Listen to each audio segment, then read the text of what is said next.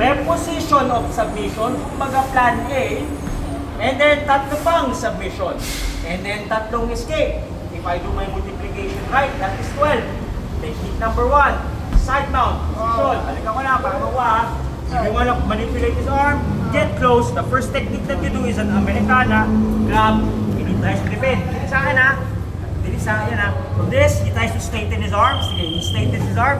Hindi niya binalik, he straighten niya. Straight arm bar tire, technique number 3. Don't let go, just isolate. You have to find the elbow, grab this, and if you want to apply pressure, downward pressure, you could use your body as well, your head. Ito umaangat, yun o. Ito bumababa. Pinagsabay, up, yun siya. Okay? Technique number 4, binaba niyan, defense. You transition to a high mount. Kung nandito na yung kamay mo, pag nahihirapan ka mag-transition dahil nakatrap yan, you could pause here, pause dito, angat, and then apply no knee on belly if you want to, and then get in. Good. Number 4, technique number 5, Americana from this position. Okay, do that. You don't just simply push kasi alam na niya, you use your entire body. Ito nandito lang, nakalapat lang. Okay, pasok sa ilalim. Number 4, yan, pwede ka mag-adjust if you want to. But he's gonna defend, he's gonna grab his own arm, drive it to the center, good. When he does that, tulungan mo. Pero once na nangyari na to, pasok agad ng leg dito, secure this tricep, right?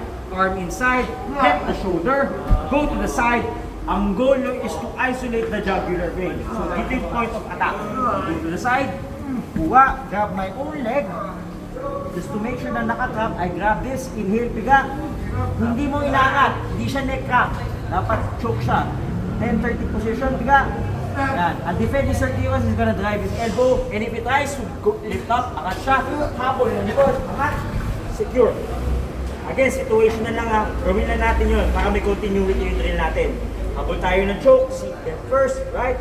Again, ang goal mo, just like any choke, is the jugular vein, bicep, forearm, get in, right? Your tricep, buwa sa likod, nga.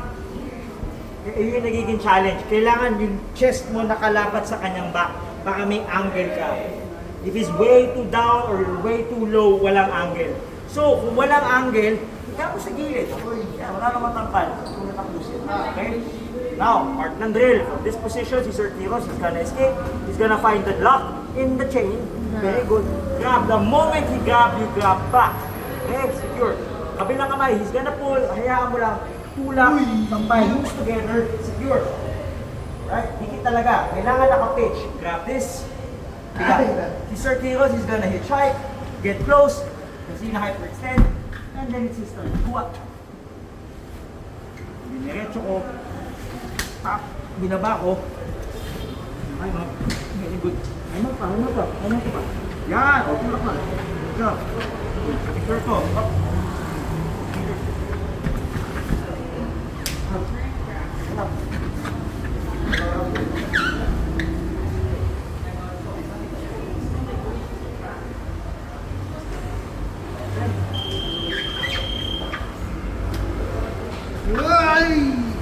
Open time. Okay? Tapusin ko na ito ha. Grupo natin tapos MMA na tayo. Alright?